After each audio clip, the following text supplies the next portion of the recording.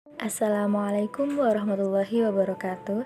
Kami dari kelompok 7 akan mempresentasikan materi tentang efisiensi dan alokasi distribusi pendapatan dalam ekonomi Islam.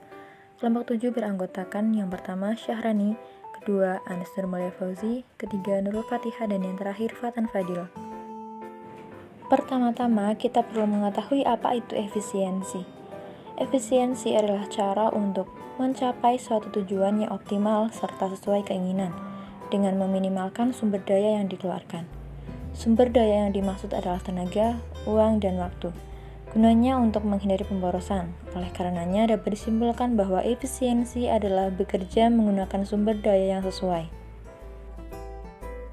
Menurut Undang-Undang Nomor 33 Tahun 2004 tentang Perimbangan Keuangan Pusat dan Keuangan Daerah, disebutkan bahwa dana alokasi umum adalah dana yang bersumber dari pendapatan APBN yang dialokasikan dengan tujuan pemerataan kemampuan keuangan antar daerah untuk mendanai kebutuhan daerah dalam pelaksanaan desentralisasi.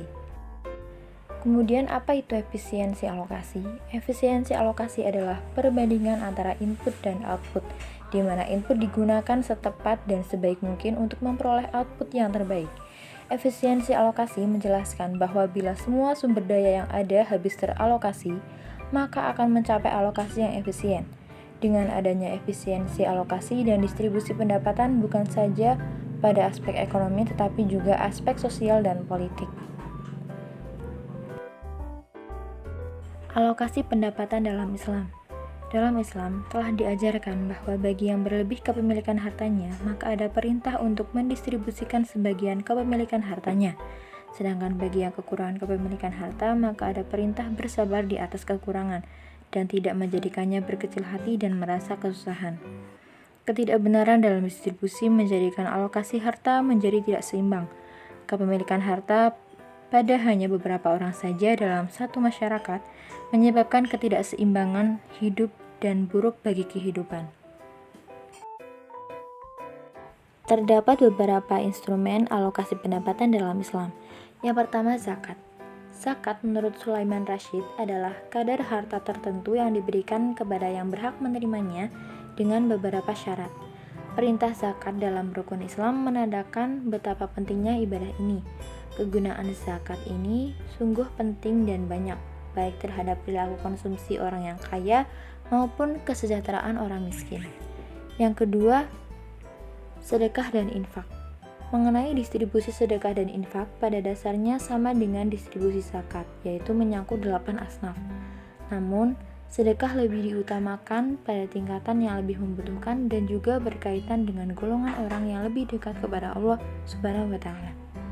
Pembagian sedekah juga bisa diarahkan pada keluarga dekat. Hal ini tentunya berkaitan dengan silaturahmi. Yang ketiga adalah al-kharaj atau pajak. Pajak adalah uang yang dikenakan terhadap tanah dan termasuk hak-hak yang harus ditunaikan. Keterangan tentang pajak dalam Al-Quran berbeda dengan keterangan tentang jizyah. Oleh karena itu, peranan pajak diserahkan kepada ijtihad imam. Distribusi secara umum dan menurut para ahli. Secara umum, distribusi adalah aktivitas menyalurkan produk, baik barang dan jasa dari produsen kepada konsumen. Kemudian distribusi menurut beberapa ahli. Yang pertama ada As-Sauri. Pengertian distribusi adalah kegiatan memindahkan produk dari sumber ke konsumen akhir dengan saluran distribusi pada waktu yang tepat. Yang kedua menurut Sukartawi. Distribusi adalah aktivitas menyalurkan atau mengirimkan barang dan jasa supaya sampai hingga konsumen akhir. Dan yang terakhir menurut Basu Swasta, definisi distribusi adalah saluran pemasaran yang dipakai oleh pembuat produk untuk mengirimkan produknya ke industri atau konsumen. Lembaga yang terdapat pada saluran distribusi adalah produsen, distributor, konsumen, atau industri. Distribusi dalam pendapatan. Pada dasarnya, dalam ekonomi Islam memiliki dua sistem distribusi utama. Untuk itu, hal ini diterapkan oleh pemerintah agar menciptakan kesejahteraan pada masyarakat. Dua sistem distribusi tersebut adalah yang pertama distribusi komersial. Distribusi ini membahas mengenai gaji, biaya sewa, biaya produksi, profit atau keuntungan, baik pada pihak yang menjalankan usaha maupun pihak yang melakukan perdagangan melalui akad tertentu, seperti akad mudharabah dan akad musyarakah. Yang kedua adalah distribusi yang bertumpu pada aspek keadilan sosial masyarakat. Pada distribusi ini dilakukan dengan cara adanya aliran barang maupun jasa yang diberikan oleh salah satu pihak kepada pihak lain, tanpa meminta timbal balik dari pihak tersebut. Bukan hanya dilakukan oleh 1-2 orang saja, akan tetapi pada distribusi ini dapat dilakukan oleh negara. Pembahasan terakhir yaitu mengenai dampak distribusi pendapatan dalam Islam.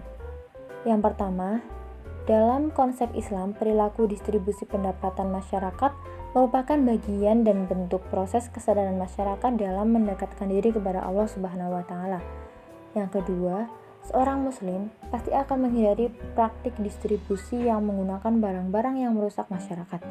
Yang ketiga, negara bertanggung jawab terhadap mekanisme distribusi dengan mengedepankan kepentingan umum daripada kepentingan kelompok atau golongan, apalagi perorangan. Yang terakhir, negara memiliki tanggung jawab untuk menyediakan fasilitas publik yang berhubungan dengan masalah optimalisasi distribusi pendapatan, seperti sekolah, rumah sakit, lapangan kerja, perumahan, jalan, jembatan, dan sebagainya. Sekian pemaparan dari kelompok 7 mengenai efisiensi dan alokasi distribusi pendapatan dalam ekonomi Islam. Terima kasih atas perhatiannya. Wassalamualaikum warahmatullahi wabarakatuh.